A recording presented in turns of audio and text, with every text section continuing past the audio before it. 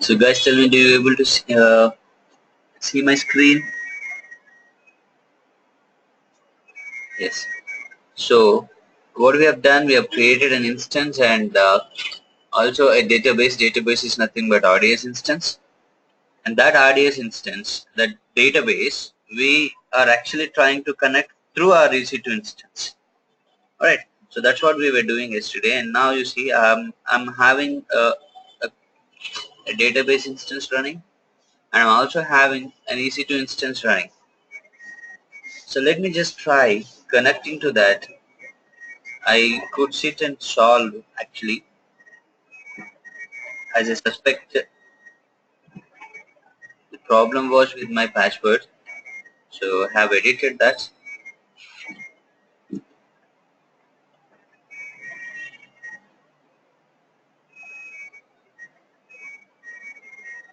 So we got PHP and let's see.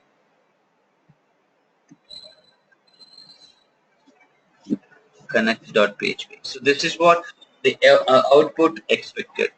What I said, connected to MySQL using username Mohan, password so and so, and the host is so and so. The host is nothing but the endpoint of a database. And if you can just check your script, what's that? You see.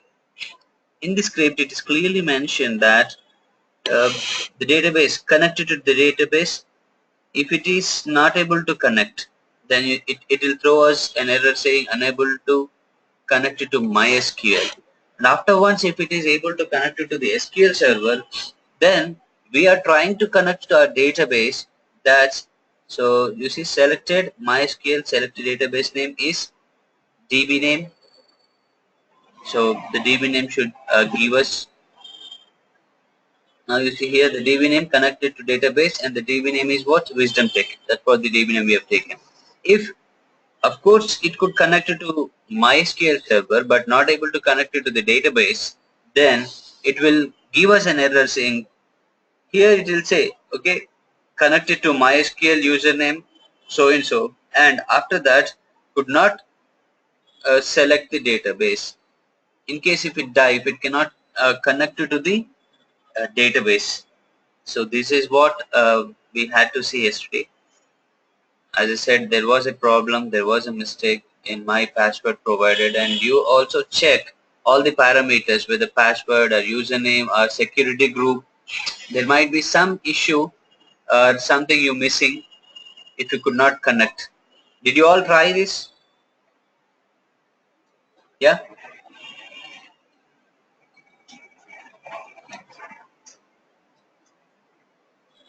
So who and all have got it? I mean, like, able to connect to the database. Yeah, hi sir. Like Hi, I have Tejas. some network issues, so I can't hear you till now. So you could not connect to it. I mean, like, you could not do it. No, I send you the screenshot. I got it. Okay. So I And did with yeah. I did with a single security group, sir. I added the only one security group to the database and to the instance, so it worked. Okay. Okay. It worked. It came. Yeah, it worked. I send you the screenshots too. Okay. Okay. That's fine. That's fine. Yeah, I got it.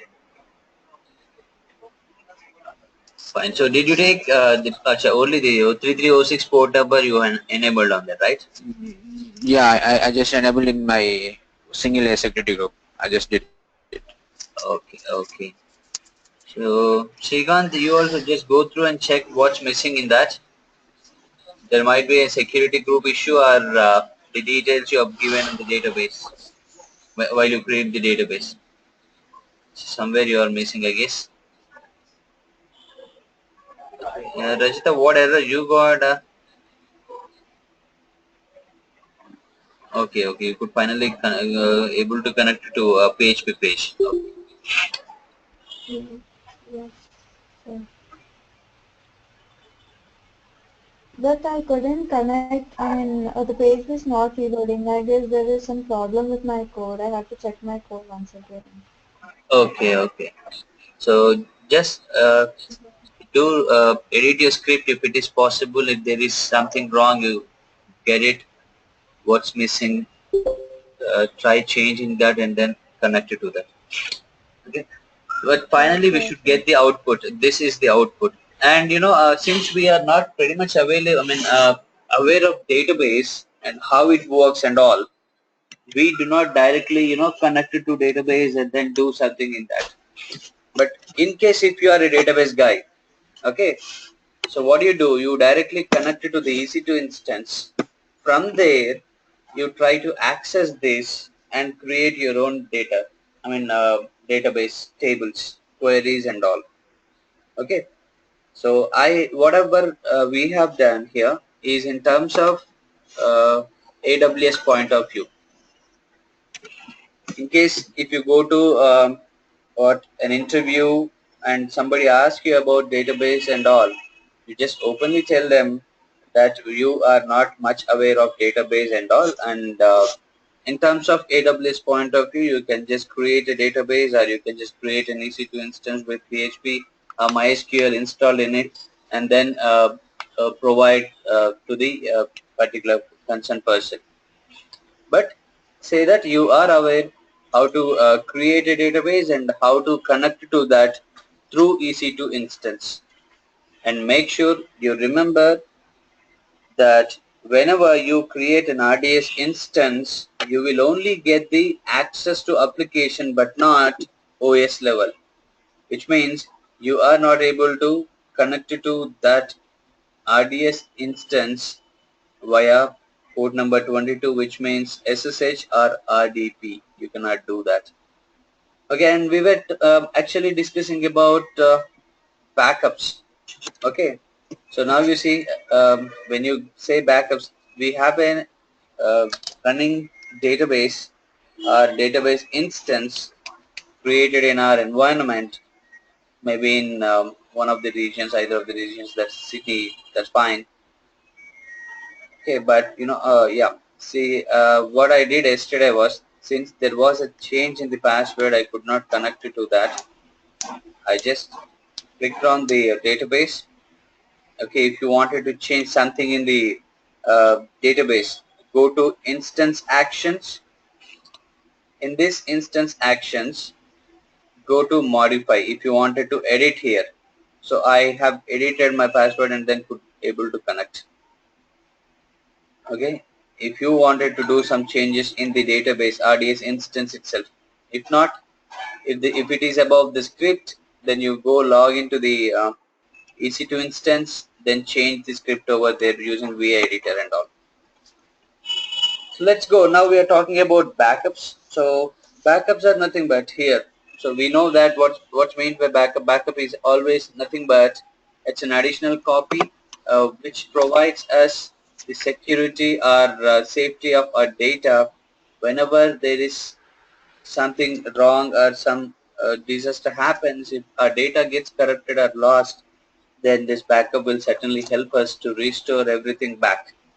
So now here in RDS, whenever it comes to RDS database, we have a concept of backup Now one second, automatically. sir. Hello? Sorry, sir.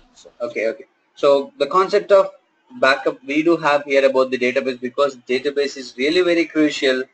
It all depends. Now like whenever it is about an organization, data of the organization is pretty important for everybody, so that they are very much careful, they are very much keen about their data. So we have an option of automated backups, but it is also we have separate things. So there are two different type of backups. That's what I wanted to discuss with you guys. So the first one is automated backups. While you create the database instance, it will ask you whether you wanted automated backups or not. If you want, how many days the retention should be for those backups. The maximum retention is, what is the maximum retention period we have for about an automated backup? 35 days. Yeah, 7 days to that 7 days. 7 days is the maximum? No, 35 days. Yeah, 35 days is the maximum. Yeah. So 35 days is the maximum retention period we can have, and 7 days was the default we have selected. And the minimum is 1 day. If you do not want automated backups to be taken, then you just mention 0 over there so that the automated backups will be disabled. And apart from that, we do have another type of backup, that's database snapshots. So if you wanted things to be taken, I mean like backups to be taken individually by you manually, then you go to snapshots, okay, or you select this database and go to instance, okay, then create a take a snapshot. So when you take a snapshot, this will become the database manual backup. You got it? So automated backups and manual backups. You wanted to take manual backup on your own whenever you wanted, then you will be selecting the database, respective database, and then go to instance actions. In that, you can just do that, like, take snapshot. When you take snapshot, it will automatically go create a snapshot, but what you have to do is you have to mention a DB snapshot. Like what I'll do, I'll just give the same name with some tech.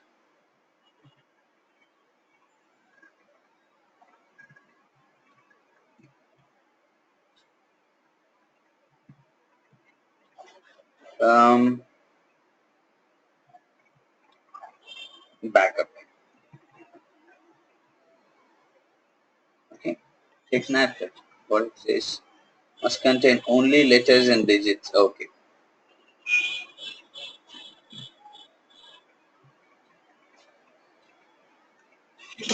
Now you see, it has taken us to the backups.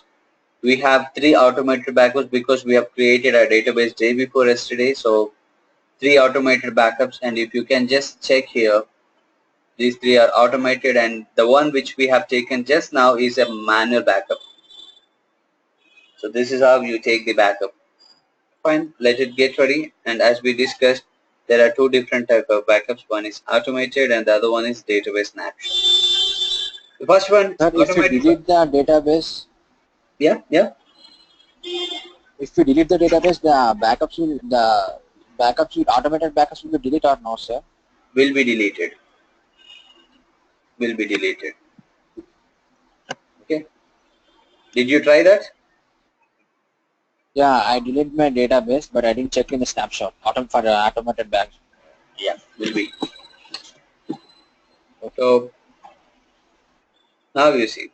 But the thing is, now let's discuss about these 2 things, automated and snapshots.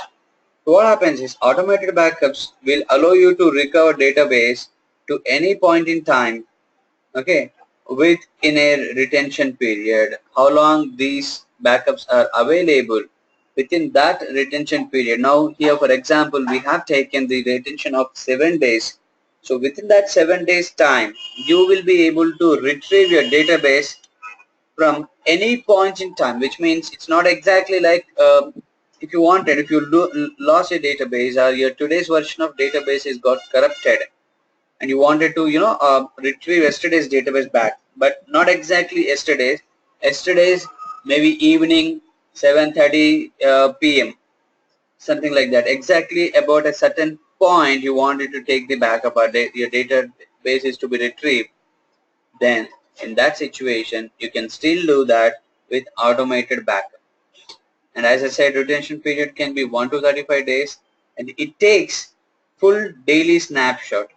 Every time it takes the backup, the automated backup, whenever it will take the backup every time for full.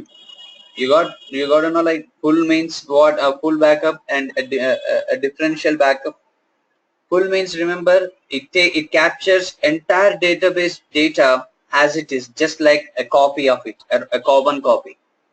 But when it comes to incremental, okay, incremental backup, remember, incremental backup is nothing but it backup the data. It takes the backup of data which has changed, okay, from last to full backup. The files or folders or the data which is edited or added newly to the database from the last full backup only will be backed up, which means you got, I think, let me just clarify this thing to you. So full backup means irrespective of when it is backed up, what time it is backed up, it will capture the entire data as it is. But once the full backup is taken, for example, Monday is the full backup taken, and you are trying to take the incremental backup. The incremental backup will only back up the data which has changed from last successful backup. If there is no change, if there is nothing edited or added, then the backup will not have anything in that, because you have a last successful backup, entire data is in there, and there is no change from then, so that no backup is taken. That's what the thing is. So here the database snapshots, automated backups will always take the full daily backup or snapshots, and also stores transaction logs throughout the day. With respect to these transaction logs, we are able to retrieve our database from point in time backup. So whichever the point, or from whichever the certain time you wanted to back up your data, retrieve your data, it is possible through these transaction logs. Okay, and we always choose the most recent daily backup. Alright, the most recent daily backup during the recovery, and apply transaction logs to relevant, okay, logs relevant to the that particular day. So most relevant database backup will have latest copy and all the changes you made to that, so that we select latest data, and it is enabled by default, as we have seen while creating the database. Okay, and by default it will have 7 days of retention period selected defaultly. And whatever the backup, is my voice missing? Guys, aren't you able to hear me? Hello? It is clear for me, sir. Okay, done. So fine. What I'm telling, like, so the backups are okay, enabled by default with the retention period of 7 days, and whichever the backup taken, the backups or the snapshots are stored, okay, automatically into S3 with free storage. What do you mean by free storage? Okay, for example, if your database is, obviously database is charged, and if you have selected the database of, now while we create the instance, DB instance, we have by defaultly taken 5 gigabytes of space, if you remember. Alright, the default space is 5 gigabytes, the minimum, and the maximum you can go up to 1600 or 1600, something like that. But the default we have taken 5 gigabytes. Since we are charged for the database created, Amazon says that okay, you don't need to pay two things, or two payments. Like, you have created a database for 5 gigabytes, so we will provide the equal amount of space in our S3 bucket or in our S3 storage. So your database is of 5 gigabytes, so 5 gigabytes of free space is provided for you in S3 storage of Amazon's location. If you take 100 gigabytes of database, then 100 gigabytes of S3 storage is provided for free, which means for backups, for snapshots, to store your things. That's what it says. If it goes beyond that, okay, if your what backup snapshot size goes beyond that database size, then you are again charged for this as well, for this backup as well. Okay, so you should remember this, it's really important. The storage for the backup is for free with respect to the limit you have set to your RDS instance. Okay, and the backups are taken in a definite window, defined window. Why do we have to take the backups in defined window? Can somebody answer me? Yeah, I say the backups are to be taken in a particular window, particular time period. Because in the other times they will be working with them, or it will be slowing down the servers. Yes, it may slow down the throughput of the database access. Since then, we have to plan our backups in non-business hours so that we should have a particular backup window for that. Okay, that is very important. You do not plan in your real time. Please do not plan the backups uh, whenever you want it, irrespective to that.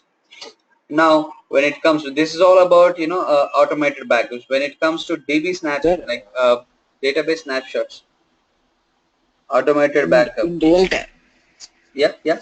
in real time, what is the quantity of the database usually takes, sir? Like how much GB they take?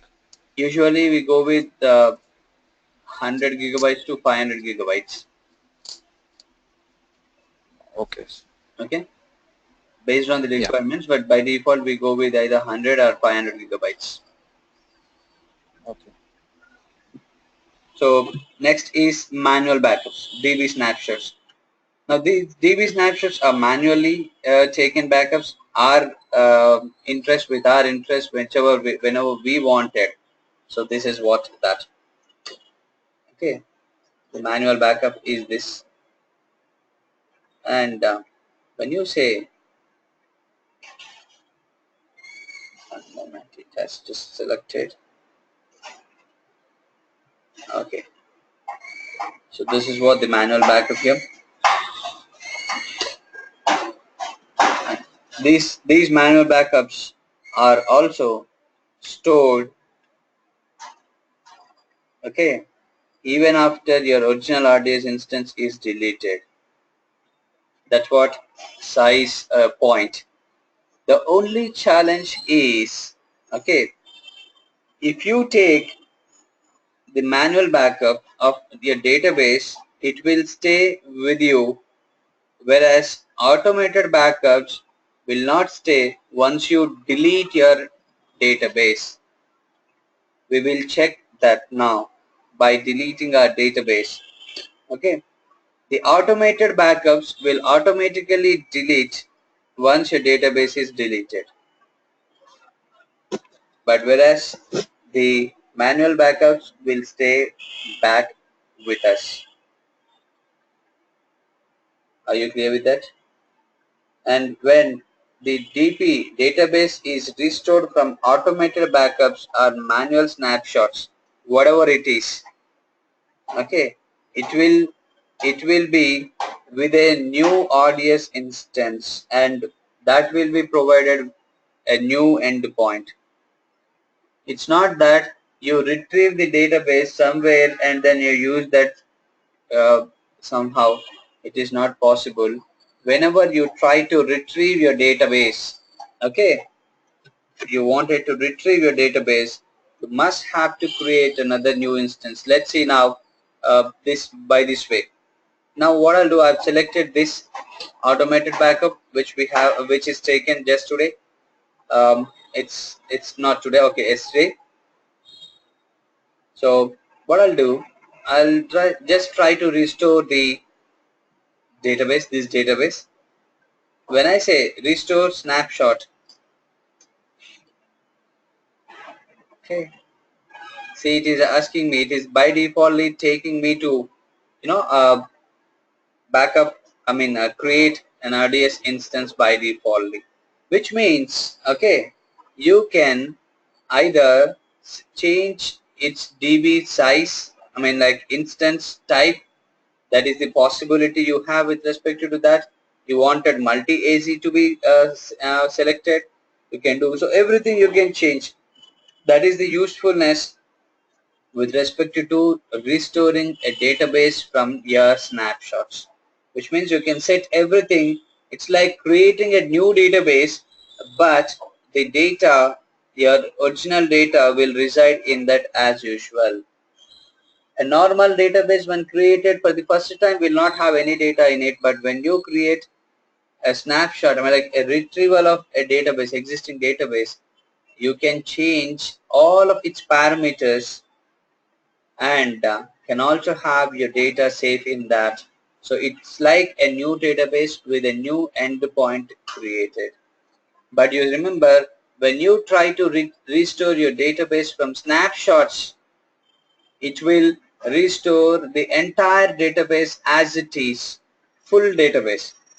As I said yesterday, if you wanted to restore a point-in-time database, what are you supposed to do?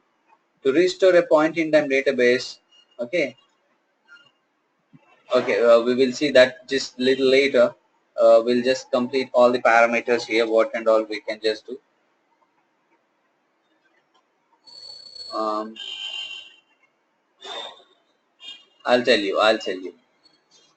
So the database is backed up totally. Whatever the data, whatever the data the snapshot is having, that's entirely been backed up, irrespective of what time this database backup is taken and from what time you wanted to back up.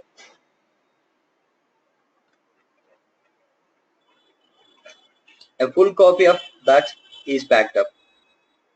Then migrate this snapshot. You also have this option, which means it will be migrating to the higher version, whichever the other version you wanted. Okay, the DB engine now is migrated to DB engine Aurora. And actually we have created the database with respect to MySQL, but now it is migrating to Aurora. So you wanted to migrate it to Aurora, you can still do that. I'm not doing it. I'm just trying to show you guys. And copy snapshot. What is this copy snapshot? You wanted to create this database in other region. Now actually we have created this database in Sydney region, but from Sydney region, if you wanted this same database or this database itself to be created in other region, then you can just do that by copying your snapshot into other region. Here this will allow you to copy this into other region. Copy, and you mentioned DB identifier, okay, the new DB snapshot identifier name over there. Then automatically you will be able to create your database, your existing database into other region. And you wanted encryption or not, so all that can be selected. Okay, so this is what copying snapshot will help us.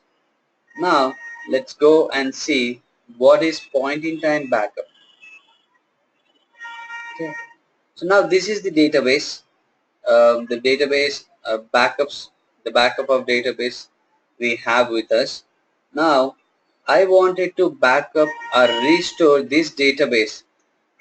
Okay, I wanted to see the log can be seen here. Reset master credentials, I did it, and after that backup is taken, finished back DB instance backup of all that, and log. Now when I say point in time backup, you go to instance actions, selecting that DB instance, and say that restore to point in time, which means the point in time restoration allow you to back up your data or restore your data from a certain point, from a particular point. Now it's use latest restore table time as it is. If you do not wanted that, you can customize your restore table to what month. I'll just say June. Okay, from yesterday we will take the backup. Okay, June 16, 2016. What time you wanted to backup? Like I said, if you just restore the database from the snapshots directly, it will restore entire database as it is, irrespective of the time, what time it is backed up and what time data you wanted. But here you can choose, okay, for example, I say 8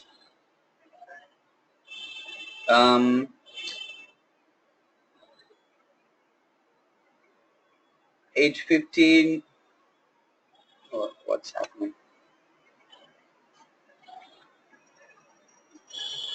8:15 and seconds you wanted, you can just set, or maybe 18, I think 18:15 hours. Okay, so this means point in time. If you wanted your database is restored from a certain point, from a particular point in time, it's nothing but from a, like you see, your database was working very fine, pretty much fine, but don't know all of a sudden what happens to that. The next moment, the very next moment, it has got corrupted. Okay, or you worked with your database, it's working fine today, for today, and tomorrow when you come and just try to do something with that, it's not working fine. Something wrong, something went wrong, so it's not working fine. So what you decide is you wanted to retrieve your database from the point you was able to connect to it, or from the point it was fine for you. So till now with that you will just get exact copy of what you want. We don't know in the snapshot what it is having, what data it is backed up, because based on its schedule it will back up the data. But the snapshot, whatever the data it is backed up, if it don't work for us, so this point in time backup will help us. And how is this possible? The point in time backup is always possible with respect to the transaction logs stored. Okay, so with this it will help us. MySQL is the DB engine, general purpose license model is that you wanted, you can just extend your DB instance class. Multi-AZ, you wanted multi-AZ, you can just go with that. Okay, let's try, let's go create a restore instance. DB instance identifier, what I'll say, wisdom,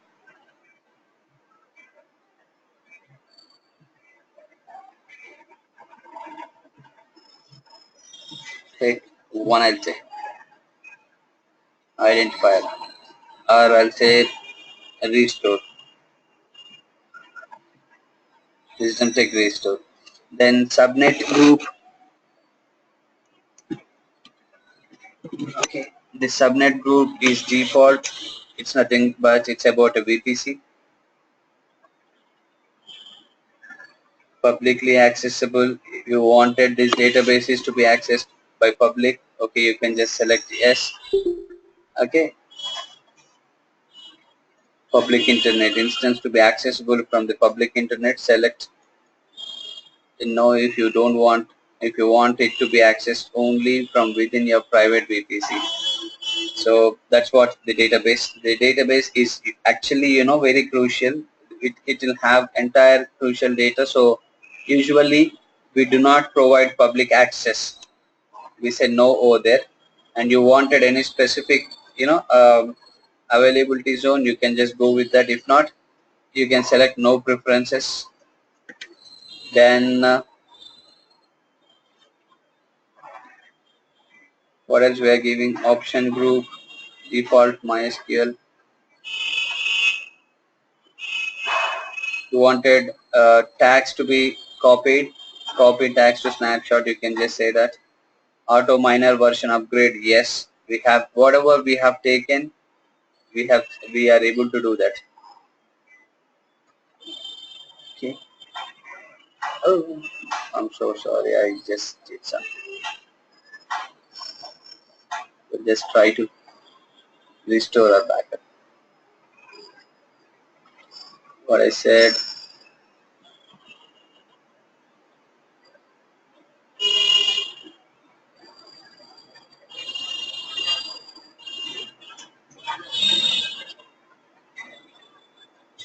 Sir, we are restoring the backup, this thing, right, sir?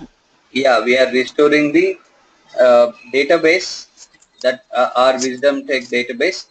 Okay, and that too from a certain particular point. Are we doing from automated backup or manual backup, sir? it will by defaultly take with respect to the transaction logs available. We have not selected Okay. any snapshot here. Remember? Okay. Yeah. We have selected the database and restoring it from point in time. Point in time. Yeah. Okay. So So when it is it point in time, by default it take. yeah, by default it will take with respect to the transaction logs available, because it will find the suitable backup for that based on the requested time. Now we have mentioned 18 hours 15 minutes, and that to yesterday's date. So it will check in Yeah. yesterday's date what is the type of backup available and the transaction logs available for that backup. From that it automatically fetch the data. It's like select the restore and then perform the restoration.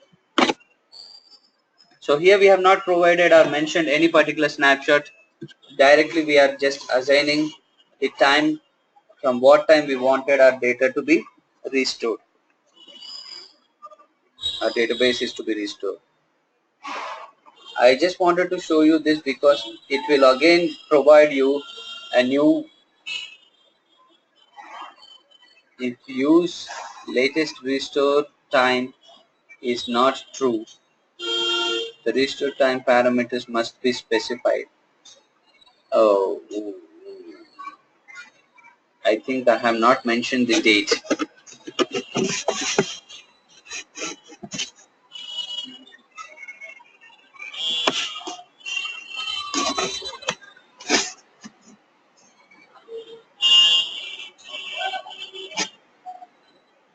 Let me just do it again by cancelling.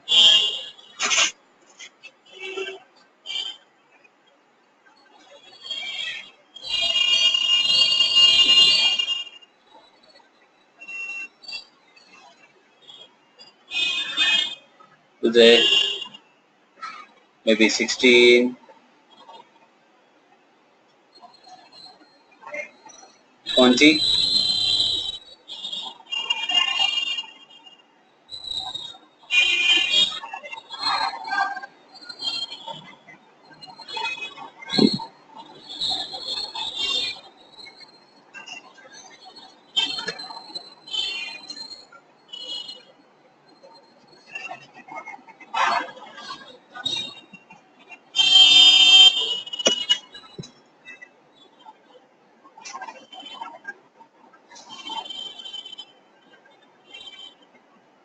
I'll say no preference to this.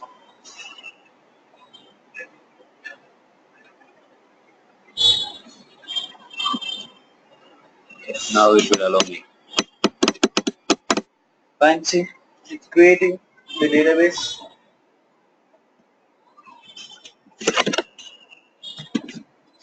A new database will be created with respect to that. So this is what the Wisdom Tech Restore we are trying to restore. Okay, you got clear, but the challenge is remember, automated backups will always get deleted once your database is deleted, but manual backups which we take will stay back. And while you delete the DB instance, it will actually prompt you to take the manual snapshot of the database. Did you notice that, Sai? Yeah, yes, sir. It asked yes or no, so I Yeah, gave it it will ask, no. and we say no usually because we don't wanted this database. It's just a temporary one. But usually, since databases are really very important, it will always, prompt us to take the final snapshot for one last time, for the safer side. Okay, and this is what the point is. And next is encryption. And you see, while we create the Sir, instance, yeah. sir, you said the automated backups will automatically take the backup, and again if we give the manual backup, so if the instant is of 5 GB, then the space is going to be 10 GB, right, sir? So how does the S3 work? That is what. When we say full backup, the capacity is 5 gigabytes. But are we using the 5 gigabytes of space here? Did we create any tables in this? No. Okay. The 5 GB what we have alerted is the capacity of that. Yeah. Okay, and when we are trying to take the backup of that particular database, it will not take the backup of its capacity, but it will back up the data available in that. You clear? Yes. So you go to snapshots. Okay, we'll go to dashboard and see.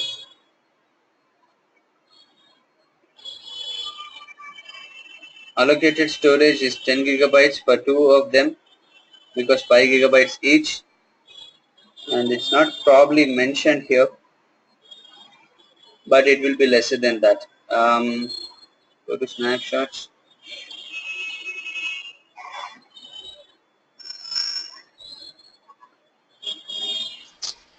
Can we see the how much data is in use like that? No, we cannot. Okay, it is just taking DB storage 5 gigabytes. So, okay, fine, I'll get back to you on this. Okay, usually, it has to take the data backup of the data available in that, the data which we create in that. But it is just showing 5 gigabytes of DB storage. So, probably it is actually capturing the entire database with its capacity, I guess. I'm not very sure with this. I'll just get back to you on this. But what actually happens is, as per the doubt is concerned, only 5 gigabytes of storage is free for us. But if it goes beyond that, then even for the storage we are charged. Okay. Okay, sir. So for the storage also we are charged. And now encryption.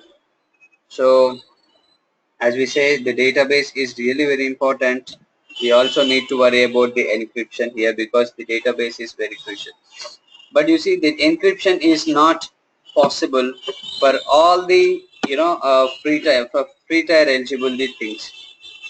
If you go with free tier eligibility databases, then we have to encrypt the database at the rest in our endpoint. So in our side, client side, and then upload into that encryption at rest, and that is supported for MySQL, Oracle, SQL Server, PostgreSQL, and MariaDB. Encryption is done using AWS Key Management Service KMS like S3. We have discussed encryption and all similar to that. And if an RDS instance is encrypted, the data stored at the rest is also encrypted by default. Okay, so remember, once the database instance is encrypted, the data stored at rest will also be encrypted. Encryption on an existing DB is not at all possible. Now you see this database is already created and you wanted to encrypt this database, it's not possible because it's already created. And what if you wanted this databases to be created? Better you take the snapshot, and from that snapshot you create another DB instance, and while you create the DB instance, you have to select encryption there, but it is not possible to encrypt an existing database at any point in time. Okay, and creating a new database instance to encrypt existing is the only possible solution available. So now, just to see, as I said, the encryption is not actually possible for the free tiers one. I'll show you while just trying to launch.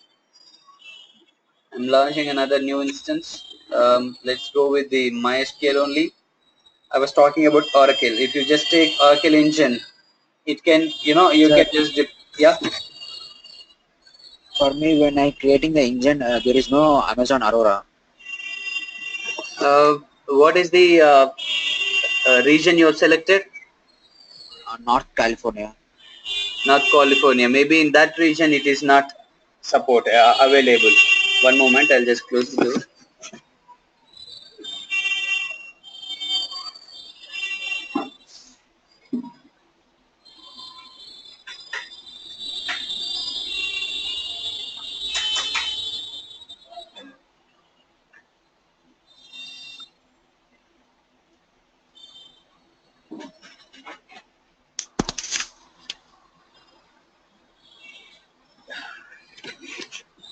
Yes, I. So maybe in that region it's not available. Go change your region and then check.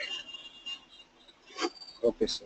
Okay. So this is what Oracle. If you just take Oracle, since Oracle is another third party, so you can either have your own licenses or you can just depend on AWS provided licenses. Now I'll select this engine, and encryption is not actually available for our free tier. If you wanted encryption to be enabled, then you must have to go higher version, paid version. Where is that?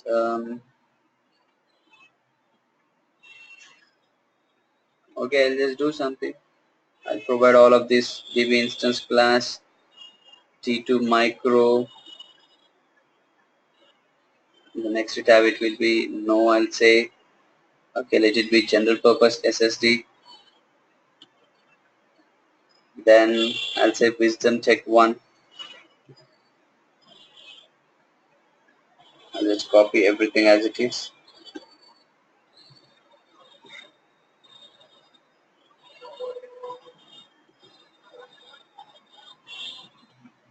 Match password, also the same. And if you just come down here, I'm not going to set anything because I'm not going to create this. You see, encryption is not enabled. It's not allowed for this.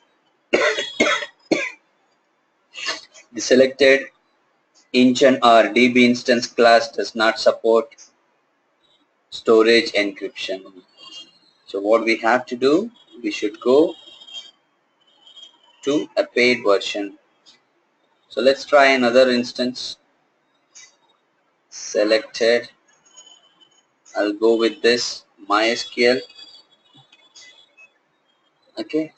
Now you see allocated storage is 100 gigabytes by default, and you see this DB instance class is also by defaultly taken. Okay. I'll just try taking this. Provision less than 100 gigabytes of general purpose storage per high throughput workload could result in higher latencies upon exertion. But that's fine. Let's see whether we can go create something.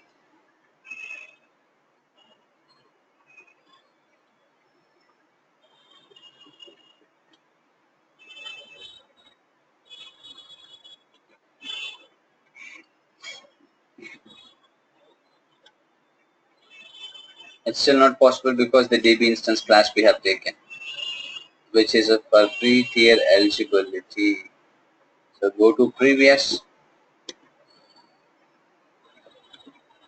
and change. Okay, M3 maybe medium.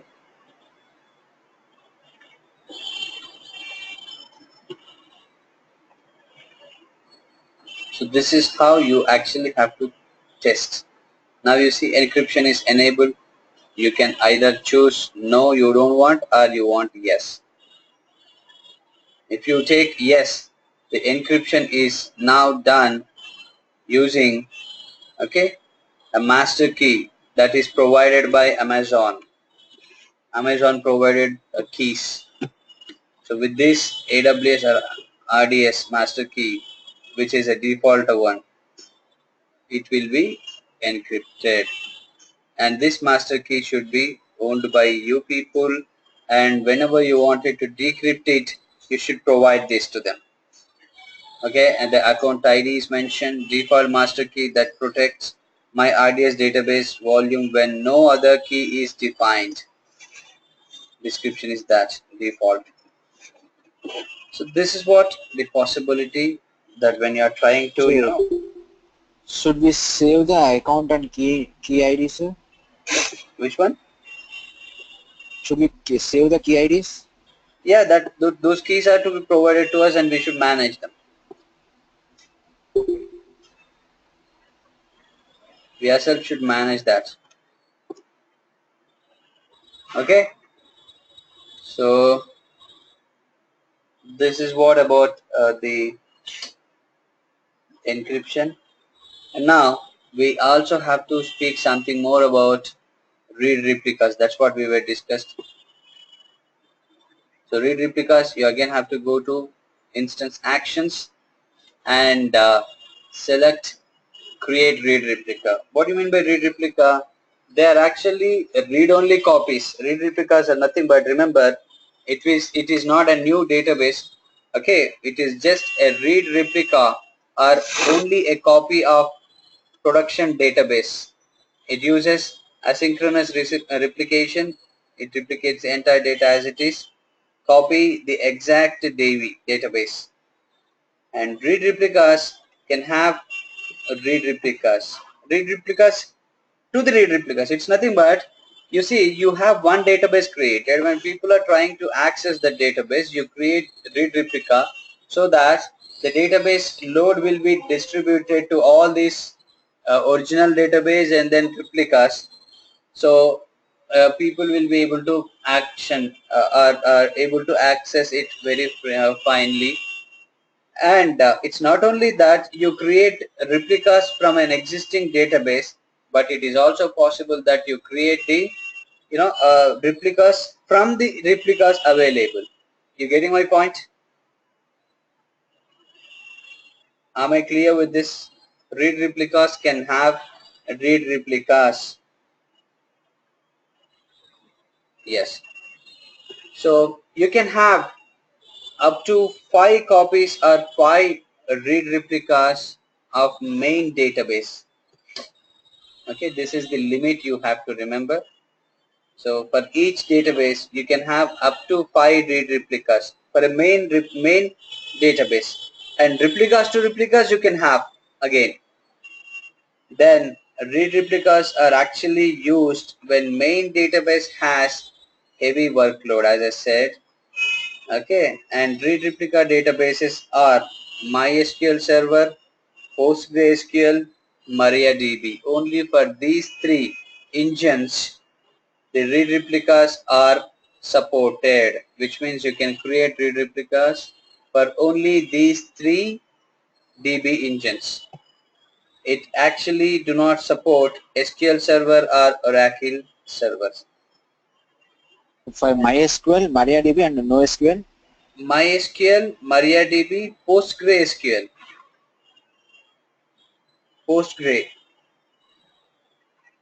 Okay, it's not Sir, supported. like if we Yeah. change anything in the database, so the read replica will also change, or we should again do the read replica? It will be replicated. It will be replicated. That's what I'm saying, right? Read replicas are asynchronous. Asynchronous in the sense, automatically whatever the changes you make, like we have seen something, right? You are S3 bucket replication, cross-region replication. We deleted, the file has got deleted from the replication bucket. We have added something, it has added something. So asynchronous, whatever the change you perform, whatever the change you do, you make to the original database, the same thing will be, applicable or happened to the replicas as well. So that's what asynchronous replication means. The exact copy is maintained. Okay. Then read replicas are actually used for scaling but not for disaster recovery.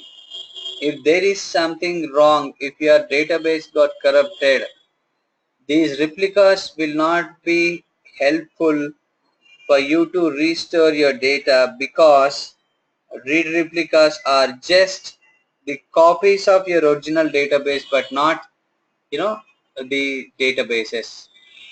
So you cannot recover anything from these read replicas only for scaling it is used. Scaling is nothing but to share the load when original database is having heavy workload on that.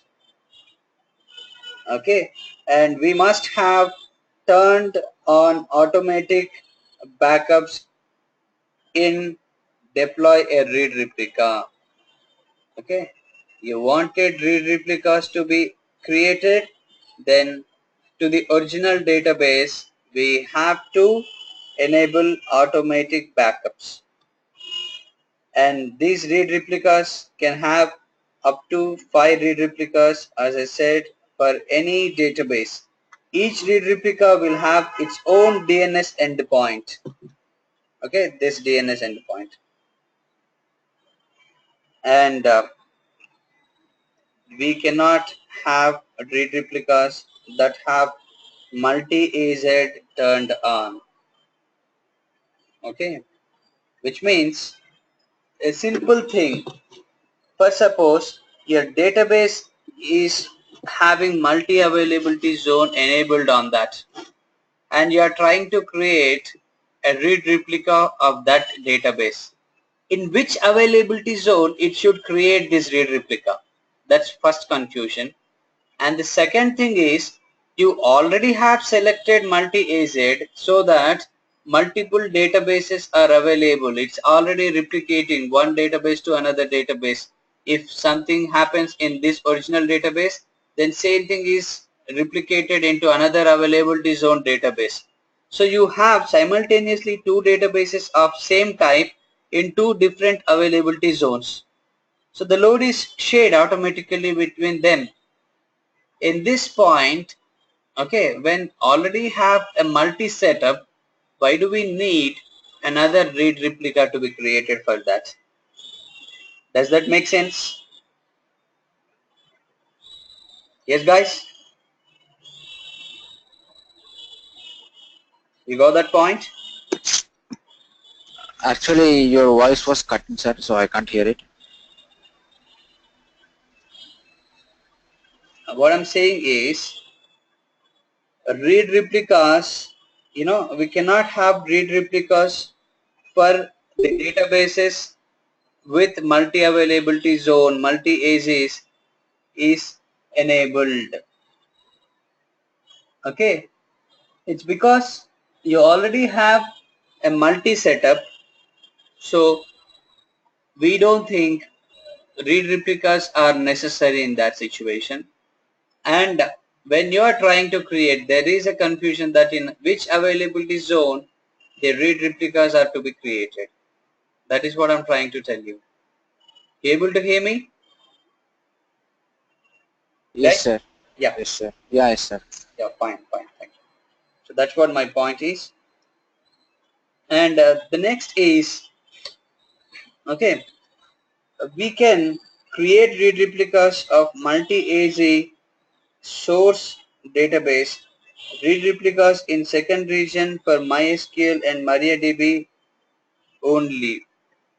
If for suppose, okay, um, what I'm trying to tell you is, if you have multi-AZ is turned on, okay, the original database will not have the, we cannot have replicas, but we can create read replicas of the other source database, the other availability zone source database. For that we can create, but read replicas in a second region are only available, are only supported for only 2 DB engines. That's nothing but MySQL and MariaDB. In the second region, when you are trying to take the replica, it's not suggested for PostgreSQL. But in the first region, if there is no multi-AZ is selected and you are trying to create read replicas, in this situation the read replicas are supported for 3 different engines: MySQL, MariaDB, and along with that PostgreSQL as well.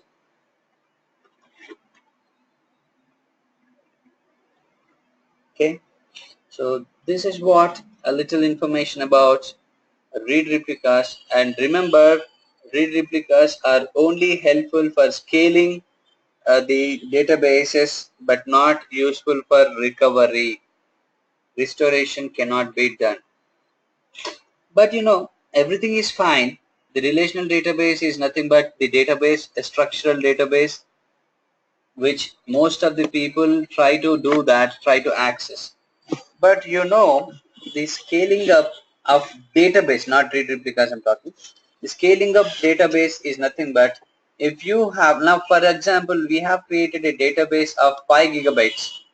What if I wanted to increase that from 5 gigabytes to maybe 100 or maybe 50? Can that be possible without bringing down our database? Yes. Can we scale up our database capacity from 5 gigabytes to anything more than that without bringing down? Yeah, by restoring. No, I just wanted to do that with the existing one. Restoration you can do because you are creating a new policy, new database instance again. There you have an option, but here to the existing one, it is actually no. Okay, it's again as simple as that. You wanted to increase your CPU, your hard disk size. What you are doing, what you do, you first bring down your system, then change take it, then you extend it. So similarly, extension of DB is also not possible without bringing it down. Okay, so RDS is not easy to scale up. You have to use a bigger instance size or add a read replica to that when you wanted to scale up. Okay, what we have to do, we either have to create a new instance with a bigger size, or we just have to use read replicas to that.